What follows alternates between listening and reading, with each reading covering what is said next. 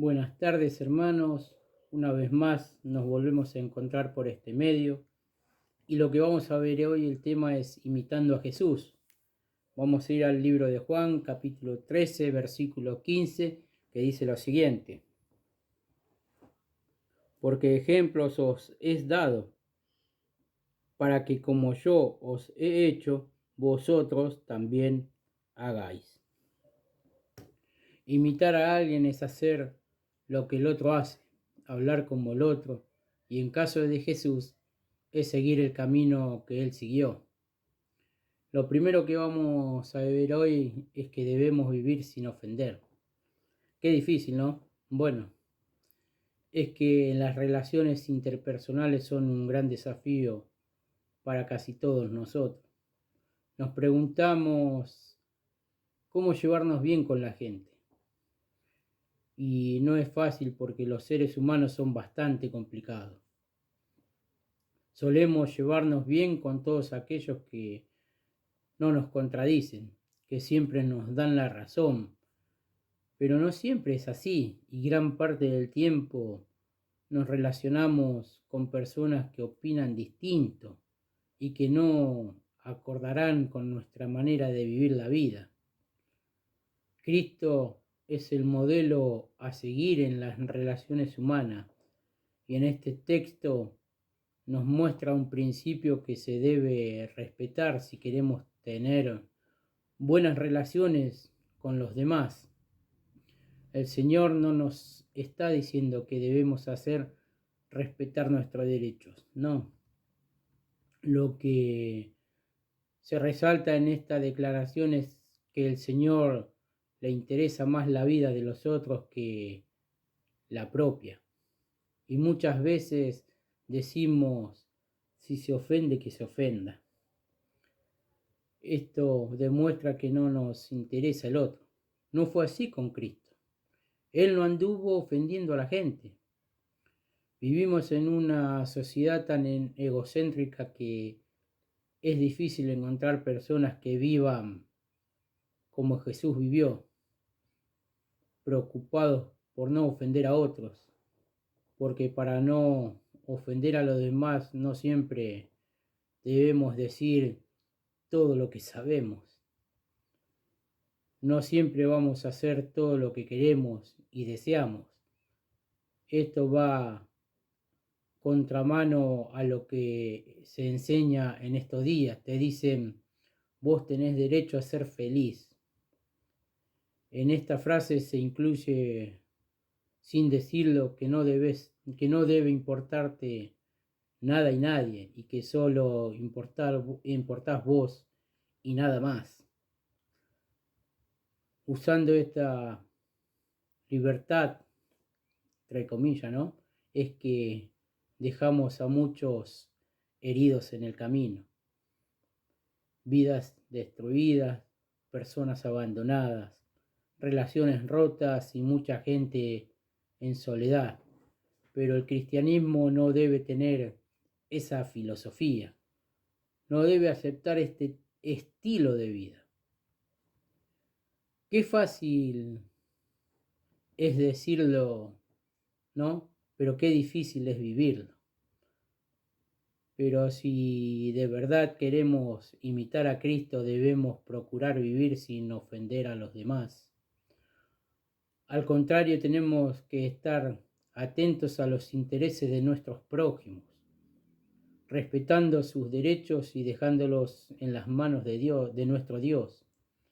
Cuando Jesús le dice a sus discípulos para no ofenderles, inmediatamente agrega, ve al mar y paga por ti y por mí.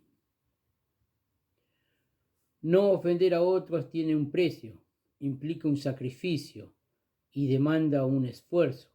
Para vivir como Jesús vivió en sus relaciones interpersonales, debemos estar dispuestos a asumir el costo. A veces será alto el precio, pero vale la pena pagarlo. Primero, porque queremos seguir a Él, y segundo, porque los resultados serán muy buenos para nosotros. no solo aquí, sino también en la eternidad. Vivir sin ofender es vivir en paz. Miremos lo que dice Primera de Pedro 2:23. Pedro nos dice: quien cuando le maldecían no respondía con maldición, cuando padecía no amenazaba, sino que encomendaba la causa al que juzga justamente. Este es nuestro Señor. Siempre dio el ejemplo. Lo segundo que vamos a ver, que debemos hablar bien de la gente. Juan 1:47 dice, cuando Jesús vio a Natanael, que él se acercaba, dijo de él: he aquí un verdadero israelita en quien no hay engaño. Siempre la opinión de los demás sobre nosotros de alguna manera nos afecta. De la misma forma, nuestra opinión, lo que decimos de otras personas, afectarán también. El Señor sabía de las repercusiones que puede tener lo que se dice de una persona y cuán beneficioso o perjudicial puede llegar a ser en la vida de alguien. En estos días más que nunca debemos estar atentos a lo que decimos y cómo los decimos. Algunas veces no medimos las palabras y sin pensar estamos hundiendo la autoestima de las personas. En otras ocasiones nuestras palabras pueden ser como un tubo de oxígeno para quienes están débiles y necesitados.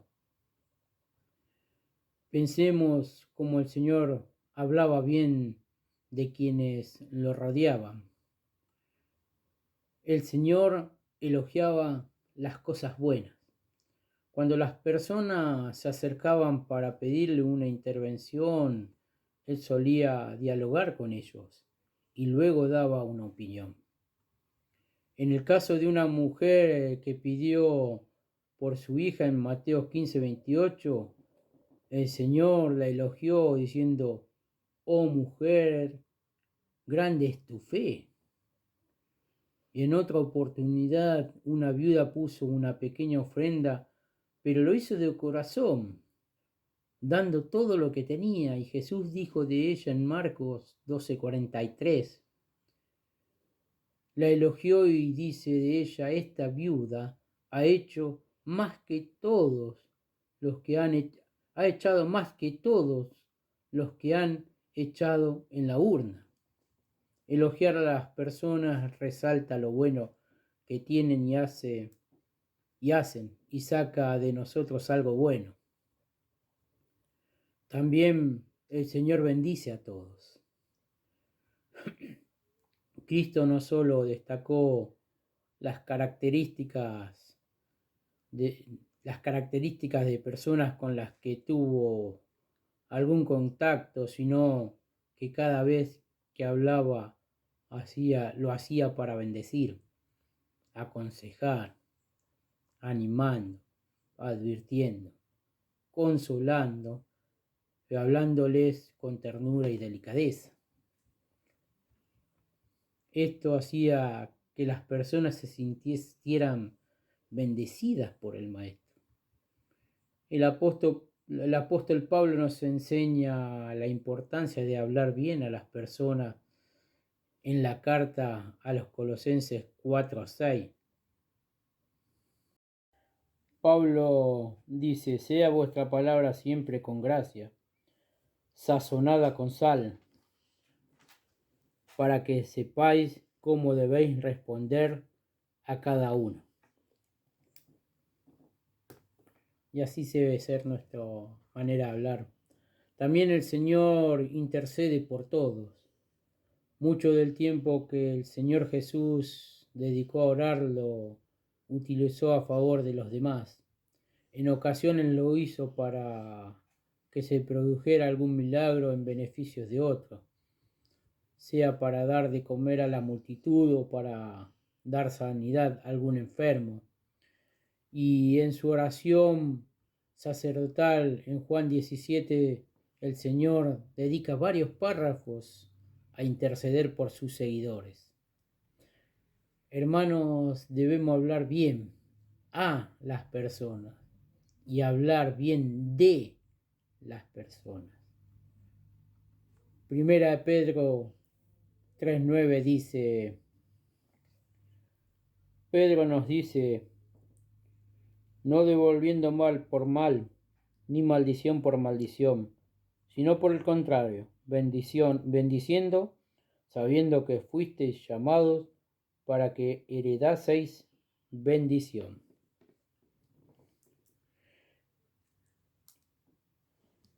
El tercero que vamos a ver hoy es, debemos vivir para servir.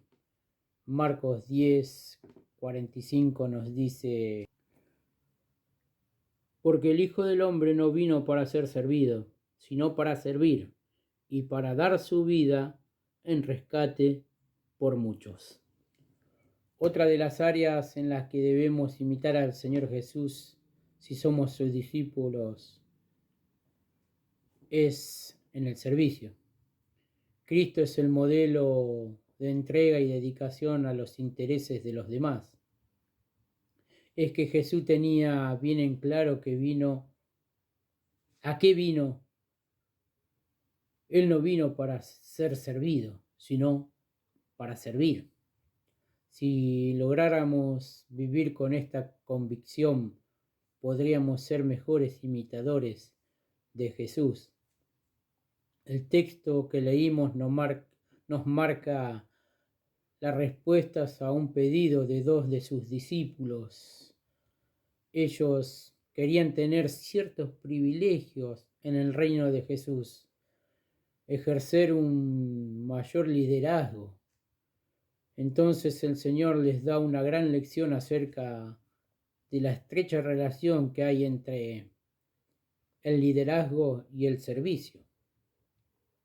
El concepto de liderazgo para los cristianos no debe ser como en el sistema de este mundo, y los parámetros son totalmente distintos, porque la economía de Dios es muy distinta a la economía nuestra. Bajo el criterio del mundo, la grandeza del liderazgo está relacionado con el poder, mientras que en el reino de Dios la grandeza está relacionada con el servicio. El mayor entre los cristianos es el primero en el servicio a los demás.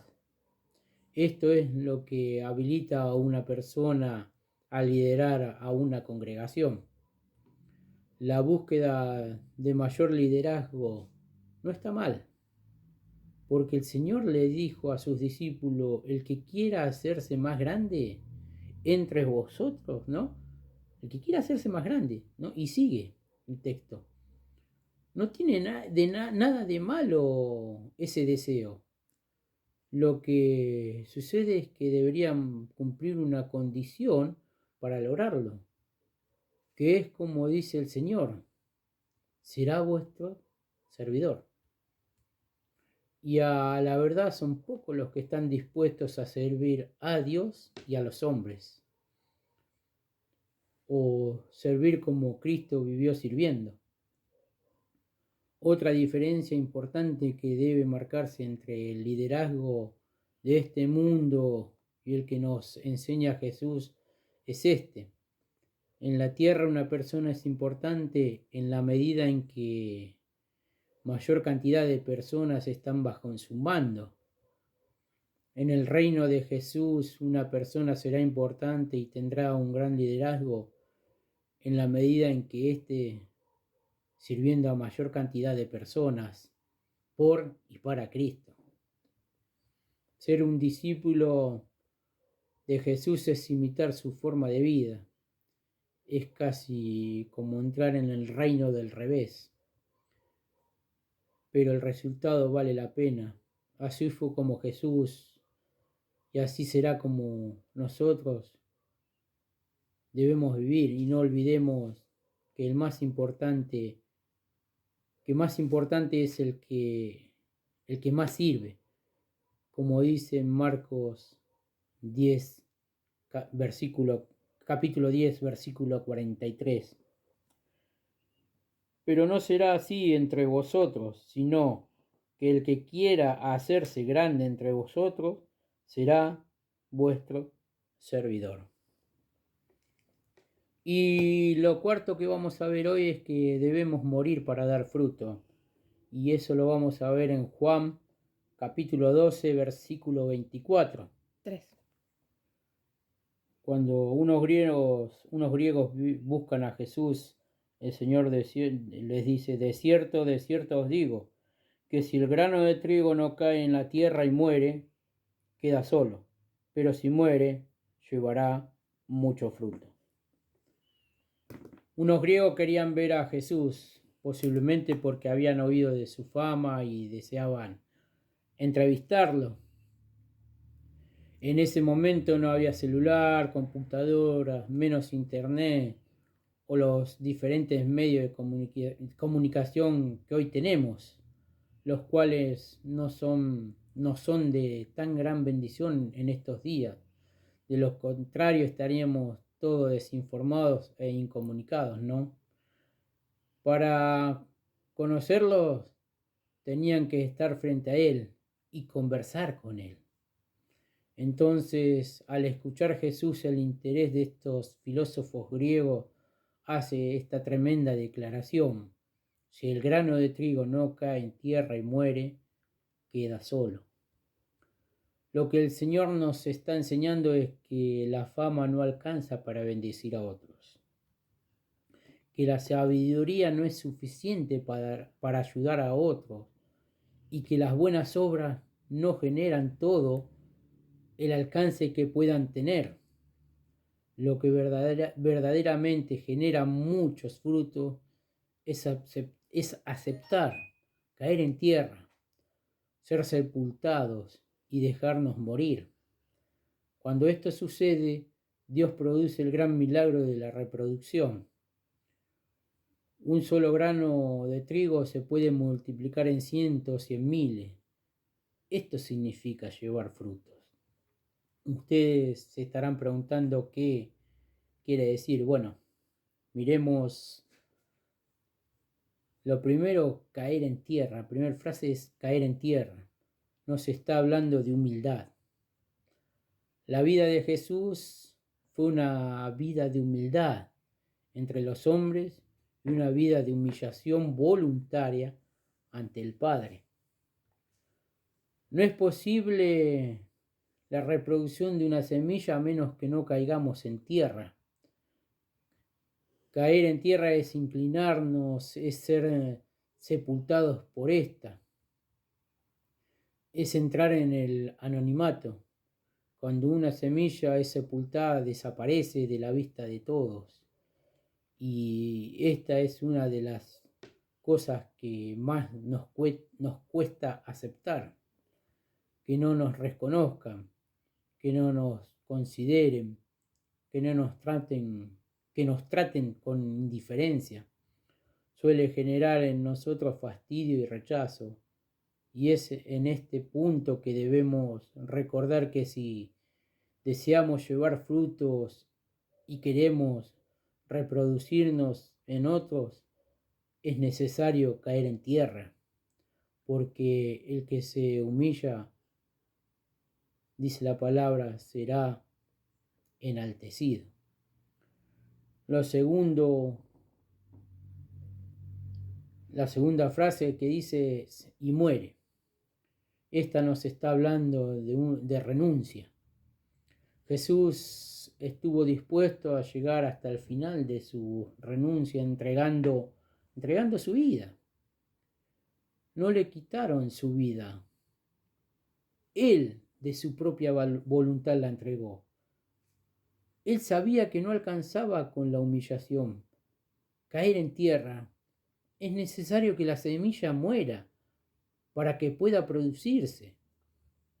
Cuando Pablo nos dice, ya no vivo yo, mas Cristo vive en mí, nos está recordando que Él es una semilla que no quedó sola, que aceptó renunciar a lo suyo, a sus planes, a sus proyectos, a sus intereses, para hacer los de Cristo.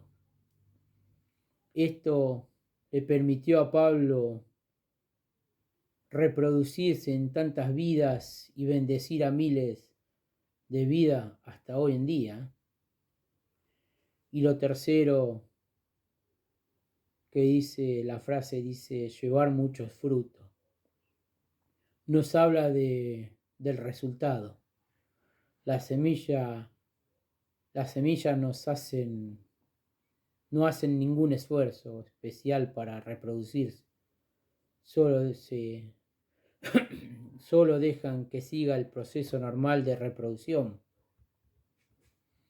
Así sucede con los que están dispuestos a seguir a Cristo. Debemos seguir el proceso normal que el Maestro nos dejó como modelo, y como resultado llevaremos muchos frutos. Si no muere, te quedarás solo; si mueres, te multiplicará. Y miremos lo que dice Juan capítulo 12, versículo 25. Juan dice: el que ama su vida, la perderá, y el que aborrece su vida en este mundo, para vida eterna, la guardará. Hermanos, debemos ser más imitadores de Cristo, aún en este momento de encierro, que nadie nos ve. El mundo no nos ve, pero Cristo sí. No olvidemos eso. No olvidemos y no dejemos de imitar a nuestro único y verdadero Salvador. Vamos a terminar con una palabra de oración. Oremos. Amado Padre, te damos gracias por este día, gracias porque a pesar de todo, Señor, tu pueblo puede seguir alimentándose de tu palabra. Gracias porque tú nos sigues cuidando, nos proteges, nos das salud y esperanza en este mundo, y nuestra esperanza también será que un día, Señor, estaremos por toda la eternidad contigo. Gracias por tu amor, gracias por nuestro amado y único verdadero Salvador Jesucristo, porque ejemplo nos dejó de una vida sabia, de una vida de amor, de una vida de entrega y una vida de servicio para ti. Señor, que podamos ser imitadores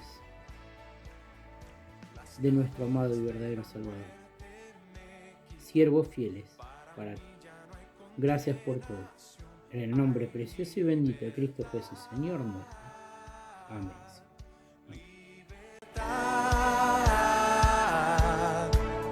Siendo esclavo del pecado me libró, en la cruz compró mi